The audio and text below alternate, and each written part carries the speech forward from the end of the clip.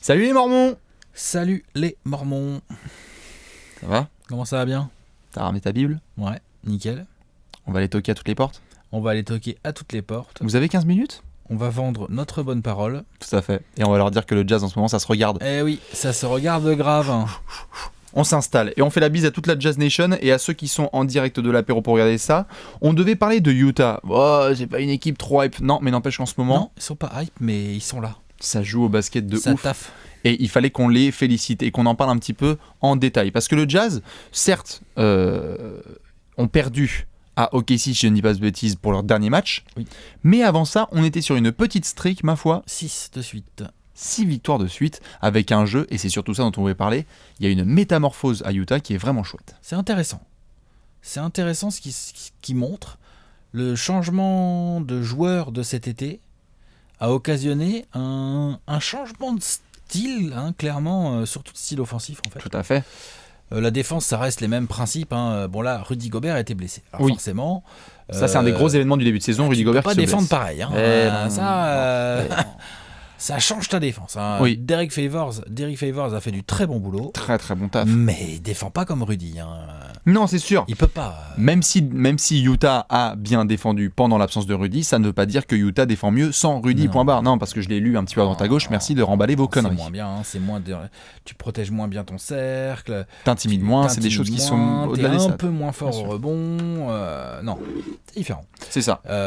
Par contre, Rudy ou pas, en attaque, c'est très intéressant ce qui est en train de se passer. C'est ça. Utah. Le style de jeu est là et ça fait plaisir de voir ce genre d'équipe réussir à minima. C'est-à-dire que là, au moment où on fait cette vidéo, ils sont 7e de l'Ouest, si je dis pas de bêtises. Ils se sont bien redressés. 13 victoires, 12 défaites, ils sont là. Leur objectif, c'est d'aller en play-off. Ils sont dans la course, dans le rythme ils sont dans pour le rythme y parvenir. tout à fait. Rudy est déjà revenu depuis 2 matchs, si je dis pas de bêtises, en limitation Oui. de minutes. Ça va aller en augmentant. Ça va préchauffer, bien évidemment. Un pépin au L'objectif, c'est genou. surtout qu'il se refasse pas le genou. C'est ça. Et puis après, il y a des petits garçons dont tu as envie de parler, je pense. Bah, on va en parler en long et en quelques-uns, large. Exactement, parce qu'il y a un homme dont on doit parler au milieu de tout ça, qui n'est pas trop mentionné. On se touche souvent sur Brad Stevens sur ce début de saison. On se touche sur Mike D'Antoni. On se touche sur plein de gens. Mais Quinn Snyder, Bien, c'est bien. C'est du bon boulot. c'est très bien. Ah, je suis d'accord. C'est-à-dire qu'on parle de quelqu'un quand même qui est dernière, vous le savez, on était là à se marrer à chaque fois, on disait bon l'attaque de Utah, quand ça dépasse 95 on se tape des barres, on était les premiers à mettre des punchlines là-dessus. Et on avait fait la preview dans les 30 previews en 30 jours de Utah et on se disait, ça se murmure que ça veut jouer beaucoup plus vite. Ça veut défendre dur toujours, Ça veut défendre courir dur, un mais- peu plus. Exactement, Shooter plus à 3. tout à fait. Et du coup, il y a c'est des clair. gens qui font du blabla comme ça en été en disant j'ai perdu 15 kilos et trucs, et il y en a qui respectent. Et Quinn Snyder, il a grave respecté ses principes. Et donc c'est en ça notamment qu'on doit féliciter Quinn Snyder parce que premier ajustement qui a été assez fou, et là je veux bien ton avis, c'est on était habitué à la parole qui était Rodney Hood va représenter un petit peu l'avenir offensif de Utah. Non. Et le mec Ah, il a non. tenu un C'est mois le dans le meilleur 5 majeur. scoreur. Oui. C'est le meilleur scoreur de Utah en attendant. Oui, c'est le score le plus accompli et le meilleur. Meilleur de peu. Hein. Il y a Donovan Mitchell, le petit rookie qui est juste derrière lui. Et c'est ça, et c'est que surtout Rodney Hood qui était donc titulaire est passé remplaçant. Ouais. Félicitations à lui parce que quand même tu te fais passer par un rookie Non, c'est vrai que ça c'est bien. en Puis termes de mindset. Ouais, c'est mindset génial. superbe, ça veut dire qu'il maîtrise bien son groupe, l'ami Quinn Snyder. Hein. Ça c'est super important et surtout Alex Donovan Mitchell. Bon petit rookie. On n'a pas trop parlé de lui quand on a fait notre vidéo sur les rookies là il y a 10 jours environ. Oui. On a Et pas puis on trop, était un peu- on l'a mentionné mais il sortait pas dans nos questions et tout. Bon voilà c'est comme ça. Mais Et même pendant la draft, on était là genre bon. pendant la draft, bon. Ouais. D'ailleurs pareil pour les experts hein, qui nous disent si il est très très bon. Même les plus gros geeks disaient ok Donovan Mitchell. On était demandait à certains à dire voir. il y a le talent mais on demandait à voir. Bon en Pas même à temps. ce point-là. En fait, là, son Mec, début de c'est saison Dwayne est super. Maintenant, on demande à voir, dans la durée. Mais ce qu'il vient de nous montrer là, Putain. c'est très intéressant. Il y a de la concu pour Ben Simmons ou pas? Pour le titre de rookie de l'année. Il y a Jason Tatum aussi. Hein. C'est encore un autre discours. On refera un petit point. On en refera un petit point mais on peut le dire qu'il est dans la course. Je sais pas, Ben Simmons, je trouve qu'il Il est tellement au-dessus, on est d'accord, mais genre en tout cas Donovan Mitchell, c'est ouf ce qu'il fait là depuis le début de saison avec Utah. Il tape un match à 40 points, Ah oui. Et puis- il rentre des gros shoots. Il rentre des gros shoots. Et puis même, Donovan Mitchell, il y a 3 rebonds, il y a 3 passes d'aise, Il y a de la grosse des def. interceptions, il y a de la bonne def au corps, il y a de la mentalité, il y a des gros dunks, il y a du spectacle, je veux dire. Donovan mais, Mitchell à l'arceau. Ouais, à l'arceau, dis donc, il est désagréable comme garçon à l'arceau. Hein. Il a beaucoup de hype et c'est Donc, ça qui est plaisant. Il a un côté dur, un petit peu petit pour le poste 2, mais il compense avec bien, des longs bras Mhm. et puis des qualités athlétiques Cette explosivité qui est folle, très bien sûr. sérieuses. Mhm. Son shoot bien meilleur que ce que personnellement moi je croyais. C'est vrai que ça rentre assez bien, même en sortie de dribble et tout. On attend de voir ce qu'il peut apporter en termes créatifs, mais il y a des choses. Il y a des rookie mistakes auxquels on peut s'attendre. Vous l'avez vu notamment. Quinn Snyder, il sort sa paire de baloches, il le fout dans le 5 direct ou presque. Ça, c'est C'est bien joué. C'est couillu et ça permet à Utah de retourner un petit peu son début de saison. Il y a 2 semaines, on parlait de Utah en mode lol. Ouais, on parlait au passé limite. Est-ce que tu tanks? Enfin, genre, on disait pas non plus ça, mais on était là, genre. Non, on disait pas ça. On disait pas ça, mais c'était vraiment La très blessure très de inquiet. Rudy a mis un grand coup d'inquiétude. C'est ça. Et finalement, ça a bien tenu. Ça s'est bien battu. Ça a profité d'un calendrier avec des matchs assez jouables aussi. C'est toujours pareil. De toute façon, Il faut être opportuniste. J'ai même envie de dire, c'est un argument sans en être un, l'histoire du calendrier, dans le sens où moi je reste persuadé que il faut gagner les matchs contre les équipes faciles. Ce n'est pas un défaut de gagner les matchs contre les équipes faciles. Oui. C'est le signe d'une bonne équipe. Non, c'est ça. Faut À être un capable de moment donné- remporter ces matchs. Ouais, parce que pour juste digresser du Jazz 2 secondes, j'ai vu pas mal de critiques par rapport à ce que sont en train de faire les Rockets par rapport au calendrier qu'ils viennent de passer. Oui, c'est vrai qu'il y a quelque Ou chose les de plus Raptors dur en aussi. termes de calendrier qui les attend. Ouais. N'empêche que Faut eux, remporter tes matchs. les petites équipes, ils les éliminent. Et c'est ce que fait Utah. Utah fait le taf. Utah, quand ils doivent gagner depuis ce début de saison, ils gagnent. C'est ça. Donc du coup, ils ont du mal à l'extérieur. Ils ont un peu de mal à l'extérieur. Ils ont du mal contre les grosses équipes qui sont capables de bien défendre avec des attaques un peu meilleures que la leur. C'est ça. Forcément. Et puis surtout dans le Money Time aussi. On l'a vu notamment là sur leur dernier match contre le Thunder. Forcément, quand t'as Donovan Mitchell qui est ton créateur numéro 1 avec le mec qui est en NBA depuis 2 mois, il y a moyen qu'il y ait des galères, il y a moyen qu'il y ait des boulettes. On l'a vu, notamment, il est capable d'en faire. Et tu n'as pas de gros score à part ça. On peut quand même mentionner dans les gars qui font un petit peu le boulot aussi. Tu as mentionné Derek Favors. On peut en parler un petit peu. Franchement, faut en parler. Il fait le boulot. Le mec, il était carrément décédé en saison dernière. Vous vous en souvenez, en playoff contre les Clippers. Le mec, c'était limite, on savait pas s'il allait faire la rotation. Là, il y a une résurrection qui est incroyable. Il est bon. Il est bon, Moi, c'est un j'aime bosseur. bien ce joueur. Ouais. Techniquement, je le trouve bon pour un intérieur. Au rebond, je le trouve intéressant. Là, je trouve que les remplacements qu'il a fait de Rudy au poste de pivot, c'est tout à fait honorable. En début de saison, il jouait à côté de Rudy pas mal en poste 4. Oui, ils vont ça refaire ça. fonctionne aussi, il sait faire. Bien sûr.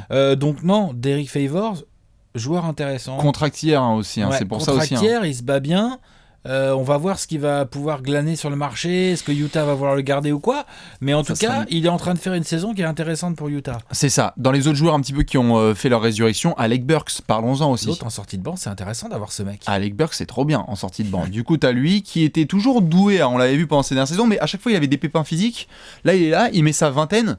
Et honnêtement, c'est exactement ce qu'il leur faut, quoi, en fait. Du coup, en sortie de banc, tu te retrouves avec Alec Burks, Rodney Hood, Jonas Jerebko, un peu de Joe Johnson, Thabo Sefolosha. Joe là a été blessé, mais ça c'est surtout Thabo. Mais quand Joe va revenir, ça va être bien. C'est pas mal, hein? Ah bien sûr, Ekpe Udoh. Ekpe Udoh, il se bat? Non, ils ont des gars pour faire le boulot. Donc ils ont un des bancs en fait les plus intrigants et qui leur permet de gagner parce que depuis cet ajustement-là de Quinn Snyder qui a fait basculer Rodney Hood dans le second squad, c'est plus équilibré. Ricky Rubio, tu nous en parles un petit peu ou comment ça se passe? Moi très personnellement, tu le sais, c'est pas trop ma came. Je n'aime pas trop ce joueur. Je l'aime en tant que espagnol, ça. Oui. Mais au-delà de ça, non. Au-delà de ça, c'est parce que je trouve que même s'il est capable de bien bosser et qu'il a progressé sur ses shoots, je trouve perso qu'il n'est pas forcément indispensable dans un 5 majeur. Il est important pour mettre en place l'équipe, mais je trouve qu'il est vraiment du second groupe des meneurs. Voilà, Utah, t'as pas le choix. Tu vas pas d'autres mecs Tekumeki en titulaire poste 1. Personnellement, je serais pas. Si tu es capable d'avoir un retour de Joe Johnson, j'ai pas de problème à avoir Donovan Mitchell et Joe Johnson en backcourt. Ça ne me dérange pas. Je crois pas qu'il faille absolument. Joe Johnson, il peut plus jouer de. Oui, c'est pas grave, vas-y. Non, mais remonte la balle. Remonte la balle. Ce que je veux dire par là, c'est que est-ce que t'es vraiment obligé d'avoir un 1-1 à la Rubio? Il défend pas si mal, Rubio. Il défend bien. Non, mais il est important. Je dis pas le contraire. J'ai juste un tout petit peu de mal avec lui. Au Jazz. C'est un titulaire. Il est dans son rôle. Ça reste Ricky Rubio. C'est un mec qui perd pas trop de ballons, qui a un bon handle, qui a une très bonne vision. Donc pour le jeu rapide, il a quand même beaucoup de contre-attaques où ça passe par lui. Et c'est assez pratique d'avoir ce mec. Il commence à avoir de l'expérience. Enfin, tu vois, pour moi, à Utah, il est bien, il est titulaire. je trouve un peu limité, quoi. Voilà. Bah ouais. J'arrive pas à avoir la progression. Non, mais tu vois, parce qu'en début de saison, on parlait de oh putain, Ricky Rubio transféré, tout ça à Utah, peut-être qu'il va pouvoir accélérer, faire augmenter sa production, nanana. Bah le truc c'est qu'à Utah il a un peu le ballon, par contre c'est encore plus réparti que ce qu'il a connu avant. Tout à fait. Donc il se retrouve pas souvent en situation de finition. Hein, oui. Puisqu'il faut nourrir, mine de rien, Joe Ingles, on n'a pas encore prononcé son nom, mais lui il fait sa saison, il fait son Jingling taf. Joe. Il fait son taf, hein, le Il fait pépère. pire que son taf défensivement, il fait grave plaisir. Ouais. Il rentre ses 3, il est inconscient. Ses petits rebonds, ses petites passes d'ess, les petits 3 qui vont bien. Enfin, en fait, à Utah, t'as combien de mecs qui mettent 10 points? T'en as genre 5 ou 6. Hein. Il y a des mecs qui sont capables en tout cas de mettre 10 points. Non, il y en a qui bien les mettent vraiment déjà. Parce que là, t'as Rodney Hood dans les 17 et quelques. T'as Donovan Mitchell qui doit être genre à 17. Rudy, t'as mais c'est Rudy 12. à 12 et quelques. Alec Burks. Alec Burks, je sais pas combien il doit être, mais il doit pas être loin des 10. Derek Favors. Derek Favors, c'est sûr, il est à 12-13. Donc ça fait Ricky 5. Rubio, il est à genre 11. Ouais, ça fait bien Joe 5, Ingles 6. doit être à 10-11 aussi. Non, ils sont bien répartis. Tu vois ce que je veux dire? Et ça nous mène notamment au point suivant, et dont on avait parlé un petit peu, c'est que offensivement, Utah est en tout cas dans les rankings récents, fait partie des meilleures attaques de NBA. Ils ont totalement changé en fait leur approche. Maintenant, au niveau des shoots à 3 points, ils prennent. Ils s'en battent les couilles, ils ont aussi le personnel pour, hein. C'est-à-dire que Donovan Mitchell maintenant, ça hésite pas. Ah ouais, bah Donovan Mitchell, on voit bien qu'il n'y a pas grand-chose qui lui fait peur. Inconscient total. Ouais. Mais donc du coup, cette espèce ça de transformation fait que Utah peut être vraiment ouais, chiant à jouer. T'as des shooters à 3 points, hein, parce qu'en plus Joe Johnson peut revenir, donc tu peux le faire jouer au poste 4. Oud ça prend. Hein? Oud aussi ça prend à 3 points. Jerebko il prend. Jerebko ça prend. Ouais. Rodney Hood, bah évidemment. Joe Ingles, Même Ricky il les prend. Ricky il les prend. Enfin, il n'y a que Rudy limite hein, qui peut pas les prendre des favors. Il y a que Rudy et bon, Thabo Sefolosha aussi dans le corner, c'est quelque chose.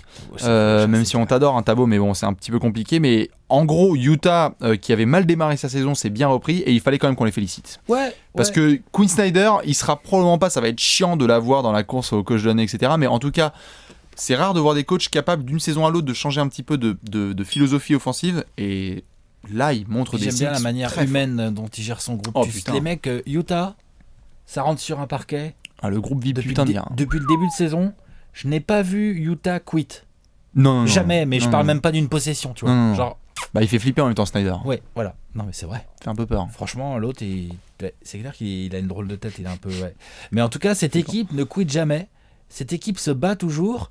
Elle est plafonnée en termes de potentiel offensif et de talent, mais elle est quand même plafonnée relativement haut en fait. Hein, ça joue. Hein. C'est ça. Donc du coup, on va voir. Équipe hyper intéressante. J'espère vraiment qu'ils vont aller en playoff. C'est ça. C'est que notamment dans les pronostics, Alex, tu les avais mis en playoff. Moi, je les avais mis 9ème à la place du con. Il a pas mis en playoff, toi? Non, moi, je les ai mis 9ème. Ils vont te le faire payer, ça. Je sais. Ils vont essayer. Mais dans tous les cas, on leur souhaite bon courage, bonne continuation aussi à tous les joueurs parce qu'il va falloir cartonner. Et puis surtout, que Rudy puisse bien préchauffer et se remettre en forme parce que je crois qu'il y en a un qui veut essayer d'avoir la petite étoile sur le maillot. Ouais, s'il est en playoff, déjà, ce sera super. Exactement. Allez, la bise à Rudy. Bravo au Jazz. Ciao. À la prochaine. Ciao.